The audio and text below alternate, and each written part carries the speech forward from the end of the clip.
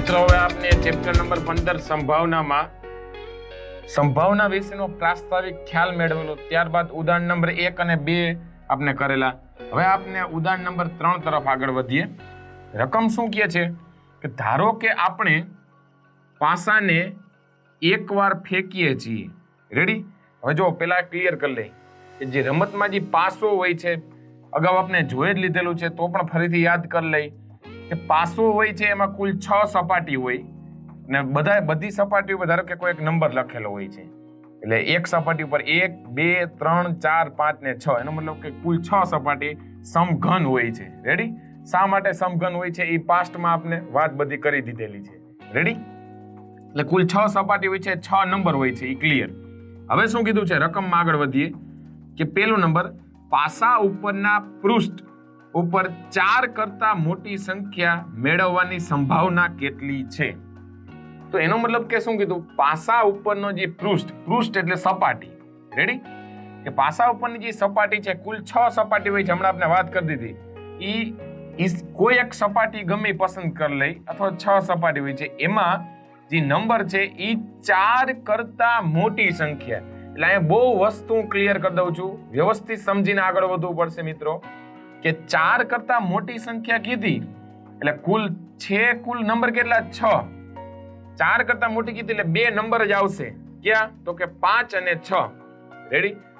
4 અથવા 4 કરતા મોટી, આવો શબ્દ જો ન્યા યુઝ કરેલો હોત, આવો શબ્દ ન્યા વાપરેલો હોત, તો આપણે 4 ને પણ ગણતરીમાં લેવામાં, મીન્સ કે 4 ને પણ ગણતરીમાં લેવા પડે. રેડી? પણ અહીં તો આપણે શું કીધું છે, ખાલી 4 કરતા મોટી સંખ્યા, એનો મતલબ કે 5 અને 6. રેડી? મેળવવાની સંભાવના કેટલી? તો હવે મિત્રો આપણે સ્ટાર્ટ કરીએ. બરોબર છે? પહેલા આજે પેલું, પછી આપણે બીજી જે માહિતી આપી છે એના તરફ આગળ વધશું. સોલ્યુશન. સૌપ્રથમ પહેલા ધારો કે આપણે કુલ પ્રયત્નો અથવા તો કુલ પરિણામોની સંખ્યા કેટલી આવશે? તો કે 6. રેડી? એટલે પહેલા ક્યાંથી સ્ટાર્ટ કરશું? અહીં ધારો કે 4 કરતા મોટી જે સંખ્યા મેળવીએ છીએ તે ઘટનાને આપણે શું કહેશું? ઈ. પહેલા નંબરનું આપણે અહીં ધારો કે પાસાની પૃષ્ઠ પર 4 કરતા મોટી સંખ્યા આવે તે ઘટનાને આપણે શું કહેશું મિત્રો? તો કે ઈ કહીએ. રેડી? આ એક્ઝામ્પલ બધા આમાં કેવા છે સમજાઈ જશે, બરોબર? પણ વ્યવસ્થિત કઈ રીતના વર્ણનાત્મક સ્વરૂપમાં, બરોબર, થિયરિટિકલી કઈ રીતના લખવું એ જ મહત્વનું બાબત છે. તેથી ઘટના ઈ માટે ઉદ્ભવતા પરિણામોની સંખ્યા કેટલી થશે? તો કે 2. ક્યાં? તો કે 4 and 5. શા માટે? તો કે 5 અને 6 છે એ 4 કરતા મોટા છે. રેડી? તો એનો મતલબ કે હવે એટલે અહીં એમ પણ લખી શકો કે ઈ માટે સાનુકૂળ પરિણામોની સંખ્યા 2 છે. રેડી? હવે તેથી P of E બરાબર P of 4 કરતા મોટી સંખ્યા બરાબર શું આવશે? 2. સૂત્ર લખવું જ પડે, બરોબર છે? જેમ જેમ આપણે આગળ વધતા હશું, ઘટના ઈ માટે સાનુકૂળ પરિણામોની સંખ્યા છેદમાં શક્ય કુલ પરિણામોની સંખ્યા, એટલે કેટલા છે? તો કે 6. રેડી? એટલે એનો મતલબ કે આવશે આન્સર 1/3. તો P of E નો આન્સર આવ્યો આપના માટે યસ 1/3. આ નંબર 1, આ જે પહેલા નંબરનો આપણે જે પ્રશ્ન પૂછેલો હતો તેનો આન્સર આપને મળી ગયો. રેડી? હવે અહીંયા આપણે એમ પણ લખી શકાય 6 શા માટે આવે? પહેલા ક્વેશ્ચન એવો થાય તો કે મિત્રો એવું જરૂરી નથી ને કે દર વખતે આપણે જ્યારે પાસો ફેંકવાનો છે એક જ વખત. ધારો કે જો મેં ફેંકેલો હોય પાસો, તો એવું જરૂરી નથી હોતું કે આ મારા માટે એ 4 કરતા મોટી સંખ્યા આવે. 1 નંબર પણ આવી શકે, 2 પણ આવી શકે, 3 4 5 6. પરંતુ આપણે કીધું શું કે 4 કરતા મોટી આવે. તો ઇન કેસ ધારો કે મારે 5 પડ્યા તો આવે 1, ઇનકેસ મારે 6 પડ્યા તો એ 2, એટલે એનો મતલબ કે કેટલી 2 શક્યતાઓ થઈ, એટલા માટે 2 ને છેદમાં આવ્યા કુલ 6 પરિણામ. રેડી? હવે આપણે એનો જે બીજો અંદર જ પ્રશ્ન પૂછેલો તેના પર 4 કે તેથી 4 થી નાની સંખ્યા મેળવવાની સંભાવના કેટલી? જોજો, સમજો મિત્રો, શબ્દને બહુ મસ્ત યુઝ કરેલો છે, વાપરેલો છે. રેડી? આપણે એને વ્યવસ્થિત સમજવો પડે. શું કીધું? 4 કે તેથી, એટલે 4 કે તેથી 4 થી નાની, એનો મતલબ કે એમાં 4 નો જે 4 નંબર છે એનો પણ સમાવેશ કરી લેવાનો ત્યાં થાય છે. રેડી? હવે આપણે બીજું જોઈએ. ઉપરનું તો છે જ. અહીં ધારો કે પાસાની પૃષ્ઠ પર 4 કરતા મોટી સંખ્યા આવે તે ઘટનાને આપણે ઈ કહીએ છીએ. હવે આપણે શું લખશું? હવે પાસા ઉપર 4 કે 4 થી નાની સંખ્યા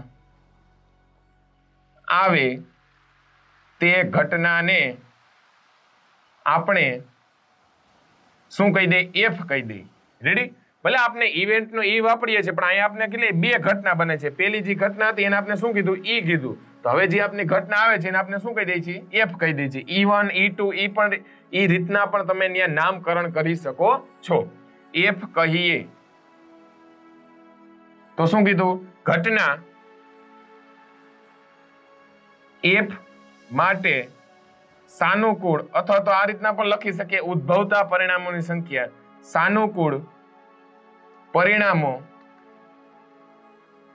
ની સંખ્યા બરાબર કેટલી થશે?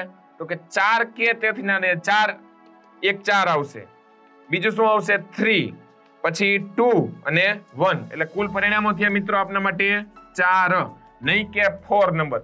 ક્વોન્ટિટી થઈ, બરોબર છે, જથ્થો, એ રીતના.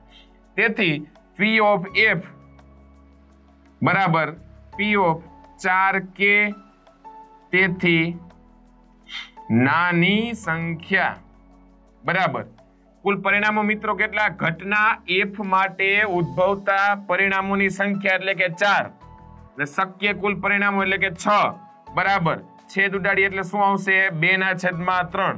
તો P of F આપના માટે શું મળ્યું? 2/3. રેડી? આને કહી દો 2 નંબર.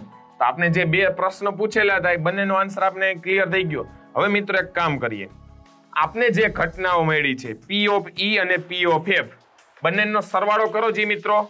એનો મતલબ કે આ રીતના P of E, એટલે અહીંયા આપણો ક્વેશ્ચન પૂરો થઈ ગયો છે, પણ હવે જે એનાલિસિસ પાર્ટ છે, પૃથ્થકરણ આપણે કરીએ છીએ, એના ઉપર આગળ વધીએ.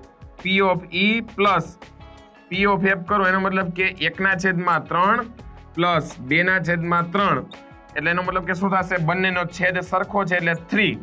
અંશનો શું થાય? સરવાળો, એટલે 1 + 2 એટલે 3. 3/3 એટલે આન્સર શું આવી ગયો? 1. તો એનો મતલબ એવો થયો કે P of E ઘટના E માટે ઉદ્ભવતા, એટલે મીન્સ કે ઘટના E ની સંભાવના અને ઘટના F ની સંભાવના બંનેનો સરવાળો કર્યો મિત્રો, તો આપને આન્સર શું મળે છે? 1. રેડી? તો મિત્રો આ જ રીતના વચ્ચે આપને હવે થોડોક, બરોબર છે, લાસ્ટમાં વાત કરી દીધેલી છે ઓલરેડી, બરોબર, પણ આ રીતના જો ના કરવું હોય, બરોબર, હવે આને થોડુંક બીજા વ્યૂથી તમને બતાવવાનો ટ્રાય કરું કે ધારો કે આ રીતના મેળવવું હોય તો એ વાંધો નથી. હવે હું એમ કહું છું કે ધારો કે 4 થી ઓછી કીએ, રેડી, 4 અથવા 4, જો આપણે પેલી ઘટના કઈ હતી તો કે ઘટના E માટે ઉદ્ભવતા પરિણામ, એટલે કઈ હતી? 4 થી મોટી સંખ્યા.